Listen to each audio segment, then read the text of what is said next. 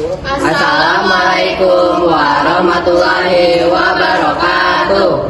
Kami dari kelompok 3 kelas 12-6 akan menjelaskan tentang materi kondisi sosial, politik, dan ekonomi pada masa Orde Baru. Sebelumnya, izinkan kami memperkenalkan diri. Nama saya Bani Latif. Nama saya Menatul Solena. Nama saya Julita Nurajida. Saya Lili Suryana. Saya Davina Mudahila. Saya Lutfi Fadilah. Saya Robin Ramadan. Selamat menyaksikan. Teman-teman, kalian tahu nggak sih apa itu masa Orde Baru? Orde Baru adalah sebutan bagi masa pemerintahan Presiden kedua Indonesia, yaitu Soeharto, yang dimana menggantikan Orde Lama, yaitu pada masa Soekarno.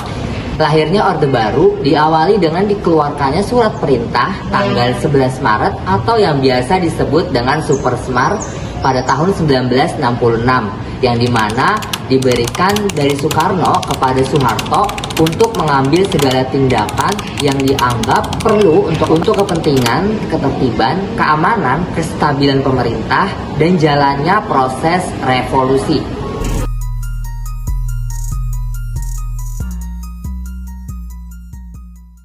Yang pertama, kondisi sosial pada masa Orde Baru berfokus terhadap pembangunan ekonomi dan stabilitas politik, yang dimana terdapat beberapa poin yang dijelaskan kembali. Yang pertama, itu ada pemerintahan yang otoriter dan penekanan terhadap oposisi. Sejak awal pada masa Orde Baru, pertumbuhan ekonomi makro Indonesia menunjukkan angka yang sangat mengesankan.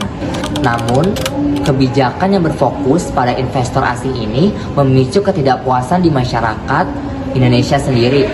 Seringkali investasi tersebut hanya diberikan kepada perwira militer dan kepada masyarakat yang keturunannya Tionghoa. Kekecewaan masyarakat terhadap korupsi, kolusi, dan nepotisme tersebut memicu demonstrasi besar di Indonesia yang terjadi pada tahun 1974 yang disebut juga dengan kerusuhan Maleri. Pemerintah merespon dengan menutup 12 surat kabar dan menahan 1 orang jurnalis tanpa melewati jalur persidangan. Untuk menekankan ekspresi publik, pada tahun 1984, semua organisasi sosial politik diwajibkan menyatakan bahwa Pancasila sebagai satu-satunya ideologi yang kemudian digunakan oleh Soeharto sebagai alat penekanan dengan ancaman tuduhan anti Pancasila. Yang kedua, sistem patronase dan nepotisme.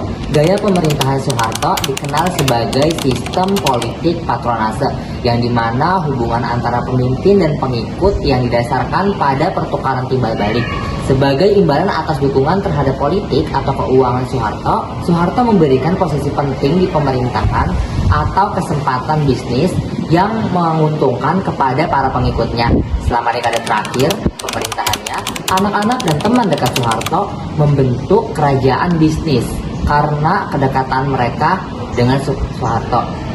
Meskipun masyarakat frustasi dengan tingkat korupsi, kolusi, dan nepotisme yang sangat tinggi di Indonesia, pemerintahan selalu merujuk pada pembangunan di ekonomi yang mengesankan dan adanya upaya pemberantasan korupsi. Selanjutnya yang ketiga, krisis finansial Asia dan kejatuhannya Orde Baru.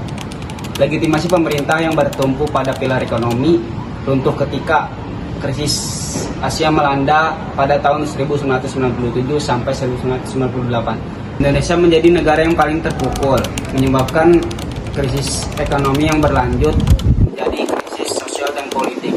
Banyaknya pencapaian ekonomi dan sosial runtuh, dan masyarakat Indonesia menuntut pemerintah baru tanpa Soeharto. Jakarta menjadi medan pertempuran dengan kerusuhan yang menghancurkan gedung-gedung hingga menewaskan lebih dari 1.000 jiwa pada 21 Mei 1998. Saya akan menjelaskan tentang kondisi politik di masa Orde Baru. Sebelumnya saya akan menjelaskan lebih lanjut tentang awal dilantiknya Jenderal Soeharto menjadi presiden. Nah, pada awalnya itu, pada tanggal 11 Maret 1966, Presiden Soekarno memberikan Super Semar atau Surat Perintah 11 Maret kepada Jenderal Soeharto agar Jenderal Soeharto ini mengambil tindakan yang perlu untuk melindungi negara yang sedang dalam keadaan genting. Nah, pada tanggal 12 Maret 1966, Jenderal Soeharto itu langsung mengambil tindakan kepada para PKI. entah itu mengamankan pejabat pemerintah yang berhubungan dengan PKI ataupun membubarkan kabinet Dwi Kora yang di dalamnya itu terdapat tokoh PKI.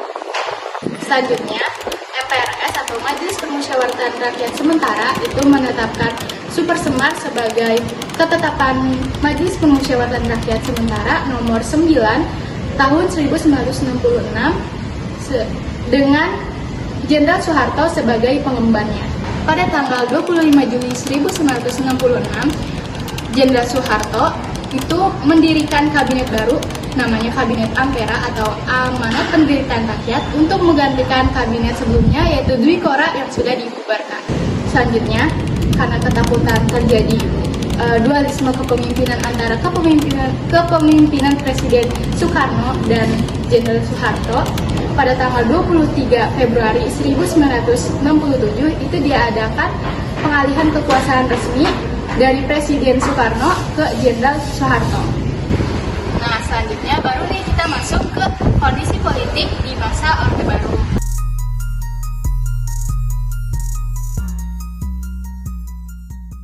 Nah, kondisi politik di masa Orde Baru ditandai dengan dominasi kekuasaan Presiden Soeharto.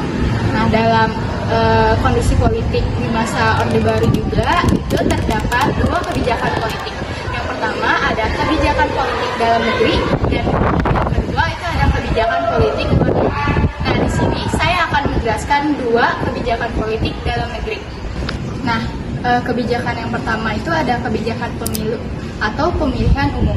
Pemilu pada masa Orde Baru itu dilaksanakan pertama kali pada tahun 1971. Pemilu ini diikuti oleh 9 partai politik dan 1 partai non-politik. 9 partai politik tersebut ada PNI, PSII, NU, Partai Murba, Partai Kristen Indonesia, Partai Katolik, IPKI, Parmusi, dan PERPI. Selanjutnya itu ada partai non-politik, yakni Partai Golkar atau Golongan Karya. Nah, kebijakan yang kedua itu ada kebijakan penyederhanaan partai politik. Pada tahun 1973, Presiden Soeharto mengusulkan untuk menyederhanakan partai-partai politik yang ada. Karena Presiden Soeharto takut akan persaingan yang sangat ketat dalam partai-partai tersebut. Nah, disederhanakan menjadi 3 golongan. Ada PPP atau Partai Persatuan Pembangunan, yang kedua ada PDI atau Partai Demokrasi Indonesia, dan yang terakhir ada Golkar atau Golongan Karya. Yang ketiga itu ada Duit Usaha BRI. Duit Usaha BRI adalah peran ganda BRI sebagai kekuatan pertahanan, keamanan, dan sebagai kekuatan sosial politik. Kedudukan TNI dan Polri dalam pemerintah adalah sama. Di MPR dan DPR mereka mendapatkan jatah kursi dengan cara pengangkatan tanpa melalui pemilu. Pertimbangan pengangkatan anggota MPR dan DPR di ABRI didasarkan pada fungsinya sebagai stabilisator dan dinamisator. Yang keempat itu ada pedoman penghayatan dan pengapalan Pancasila. P4 itu ada pedoman penghayatan dan pengapalan Pancasila atau Eka Pastia Pancakasta, bertujuan untuk memberi pemahaman kepada seluruh lapisan masyarakat mengenai Pancasila. Semua organisasi tidak boleh menggunakan ideologi selain Pancasila, bahkan dilakukan penataran P4 untuk para pegawai negeri sipil. Kebijakan politik luar negeri yang pertama ada Indonesia kembali menjadi anggota PBB. Pada saat Indonesia keluar dari PBB tanggal 7 Agustus 1945, Indonesia terkecil dari pergaulan internasional dan menyulitkan Indonesia secara ekonomi maupun politik dunia. Keadaan ini mendorong Indonesia untuk kembali menjadi anggota PBB berdasarkan hasil sidang DPRD pada tanggal 28 September 1966. Indonesia kembali aktif menjadi anggota PBB. 2. Pemulihan hubungan diplomatik dengan Malaysia dan Singapura. Pada tahun 1945 terjadi di konfrontasi antara Indonesia dengan Malaysia dan Singapura diplomatik dilakukan penandatanganan perjanjian antara Indonesia yang diwakili oleh Adam Malik dan Malaysia diwakili oleh Tun Abdul Razak pada tanggal 11 Agustus 1965 di Jakarta. Yang ketiga ada memperkuat kerjasama regional dan internasional. Indonesia mulai memperkuat kerjasama baik regional dan internasional dengan melakukan beberapa upaya. Yang pertama ada turut serta dalam pembentukan ASEAN di Indonesia menjadi salah satu pendiri ASEAN. Yang kedua ada mengirimkan kontingen Garuda dalam misi perdamaian dunia.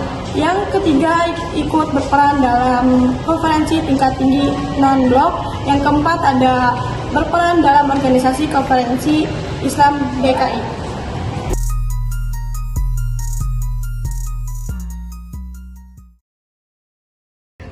Meskipun Indonesia mengalami pembangunan pesat pada masa Orde Baru, tetap ada masalah yang dihadapi oleh bangsa. Pada awal pemerintahan Soeharto menjabat, ia dihadapi oleh masalah yang cukup rumit.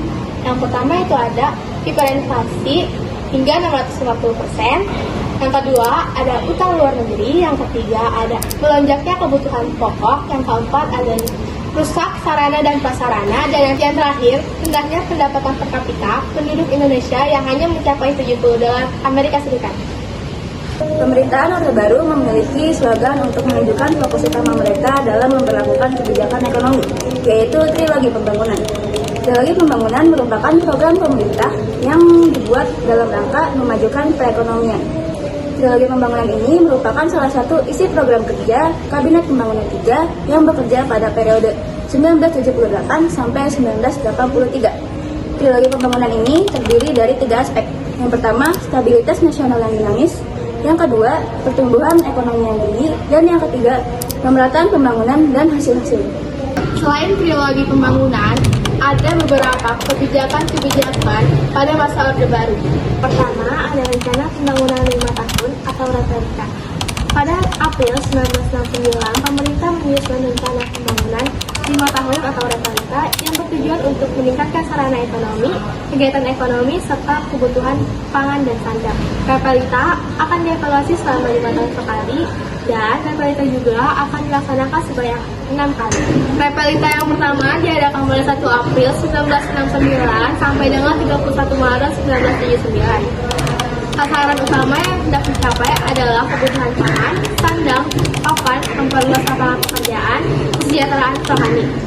Peningkatan ekonomi mencapai 3 sampai dengan 5,7%, sedangkan inflasi menurun sampai dengan 47,8%. Repelita kedua pada 1 April 1974 sampai dengan 31 Maret 1979 menitik beratkan pada sektor pertanian dan industri yang mengolah bahan mentah menjadi bahan baku. Repelita ketiga pada 1 April 1979 sampai 31 Maret 1984. Repelita ketiga menekankan pada trilogi pembangunan dengan menekankan pada asas pemerataan. Repelita keempat pada 1 April 1984 sampai dengan 31 Maret 1989 menitik beratkan pada sektor pertanian menuju swasembada pangan dengan meningkatkan industri yang menghasilkan mesin-mesin sendiri. Repelita kelima pada 1 April 1989 sampai dengan 31 Maret 1994 menitik beratkan pada sektor pertanian untuk memantapkan swasembada pangan, meningkatkan produksi pertanian, menyerap tenaga kerja dan menghasilkan mesin-mesin sendiri.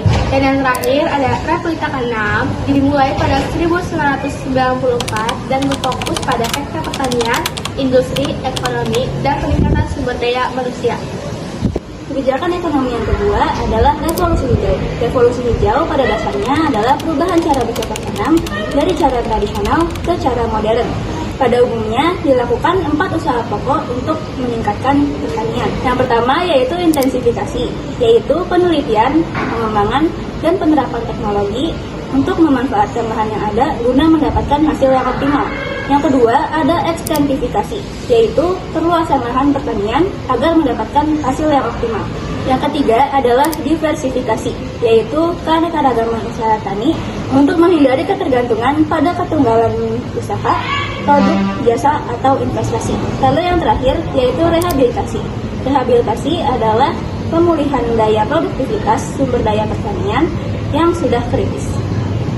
Puncak ekonomi pada masa Orde Baru, yakni krisis moneter pada tahun 1998, yang mengakhiri 32 tahun kekuasaan Soeharto. Krisis ini dipicu oleh utang luar negeri yang tinggi, spekulasi mata uang, dan juga kebijakan ekonomi yang lemah. Sekian penjelasan dari kelompok kami, kurang lebihnya mohon maaf. Wassalamualaikum